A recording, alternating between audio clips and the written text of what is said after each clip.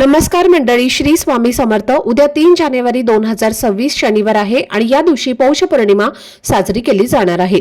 या पौष पौर्णिमेला शाकंभरी पौर्णिमा असं म्हटलं जातं, कारण पौष शुक्ल सप्तमीला सुरू झालेलं शाकंभरी देवीचं नवरात्र पौष पौर्णिमेला संपतं।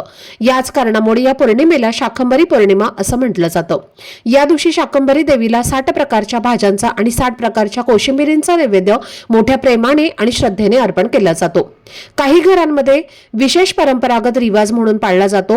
शाकंभरी पौर्णिमा ही वर्षातली पहिली पौर्णिमा आहे आणि त्यामुळे या दिवशी धार्मिक महत्त्व आणखीनच वाढतं। तर या दिवशी काही प्रभावी उपाय आणि सेवा केल्या जातात। तर उद्या शाकंभरी पौर्णिमेच्या दिवशी घराच्या उंबरठ्यावर विशिष्ट पाणी शिंपडायचं आहे।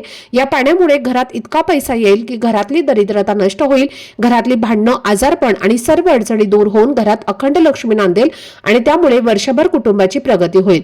तर या उपायाबद्दलची संपूर्ण माहिती मी एका व्हिडिओमध्ये दिलेली आहे। तो व्हिडिओ पाहण्यासाठी या व्हिडिओच्या खाली जो छोटासा त्रिकोण दिसत आहे त्यावर क्लिक करा, म्हणजे संपूर्ण माहिती तुमच्यापर्यंत पोहोचेल। धन्यवाद। श्री स्वामी समर्थ।